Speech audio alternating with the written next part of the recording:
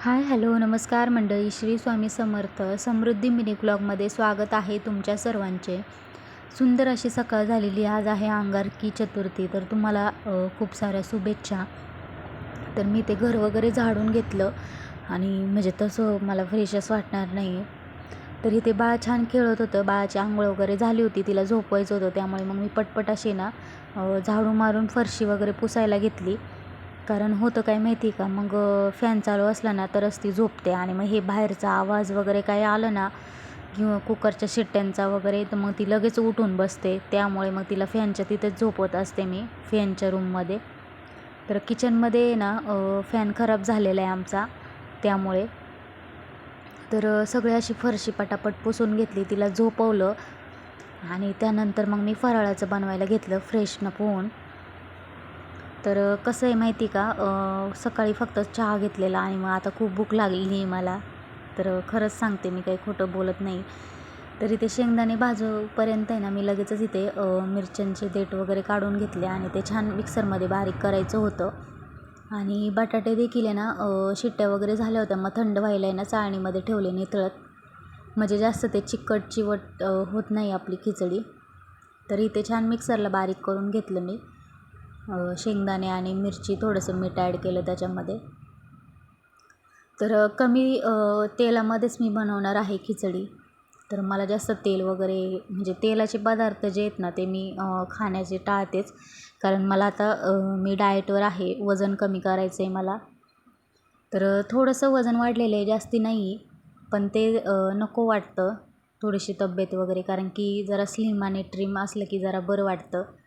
हालचाल शरीराची छान म्हणजे व्यवस्थित होते आणि कसं मग ते तब्येत वगैरे असल्यानंतर मग ते कोणतीही कपडे घाला ते सूट होत नाही आणि सवय झाली ना आता एकदम स्लिम आणि ट्रिम दिसण्याची, त्यामुळे मी इथे छान आहे ना खिचडी वगैरे फोडणी दिली, छान तेलामध्ये परतून घेतलं ते आणि त्यानंतर मग लगेचच खिचडी बनवून घेतली पटापट. कारण मुलगी शाळेतून येणार होती, तोपर्यंत मी लगेचच इथे म्हणलं आता दोघी आल्यानंतर मग मस्तपैकी, तिला पण बटाट्याची खिचडी खूप आवडते आणि दही असेल ना मग तिथं काही ती मग सोडतच नाही ती खिचडी. तर मग ती पण आली होती, मग लगेच आम्ही दोघींनी ना इथे मी हातपाय तोंड वगैरे धुतलं आणि मग लगेचच इथे फराळ करायला घेतला. तर या मंडळी तुम्ही पण फराळ करायला. तर बाकीचं आहे ना घरातली कामं, तर आज स्वयंपाकाचं काय एवढं टेन्शन नव्हतं. तिला फक्त पोहे बनवून दिले होते डब्याला, मग ती स्कूलला गेलेली आणि मग आता तिकडनं आल्यानंतर आता ती पण हेच खाणार. संध्याकाळी ना मंडळी खूप छान स्वयंपाक केला होता मी, माझ्या आवडीचाच म्हणाल तर. चपात्या केल्या छान गरमागरम, त्यानंतर राईस पण केलेला एक साईडला आणि इथे ना रस्सा भाजी बनवायची होती आपल्याला राजम्याची. मग छान अशी फोडणी दिली, आधी शिजवून घेतलं कुकरला मी, टॅमॅटो, हळद, मीठ, कोथिंबीर वगैरे टाकून आणि त्यानंतर अशी छान अशी फोडणी दिली. मस्त कलर वगैरे आलं होतं भाजीला, रस्सा भाजीला, इतकं मस्त आणि एकदम टेस्टी झालेली खाताना पण.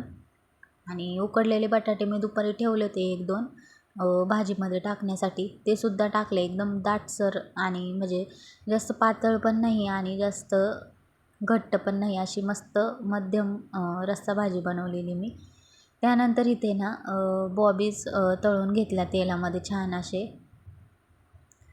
आणि त्यानंतर आहे ना शेवभाजी बनवायची होती. तर भाजीला आहे ना कांदा, टॅमॅटो वगैरे ते सगळं फोडणी करून घेतली आणि मग जेवता वेळेसच मग आम्ही त्याच्यामध्ये टाकून खाणार होतो.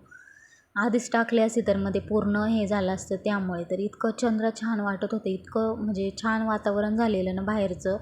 मग जेवण वगैरे केलं, त्यानंतर थोडंसं फेरफटका मारला बाहेर आणि त्यानंतर झोपून गेले. तर भेटूया नेक्स्ट व्हिडिओमध्ये. कसा वाटला हा व्लॉग नक्कीच कमेंटमध्ये सांगा.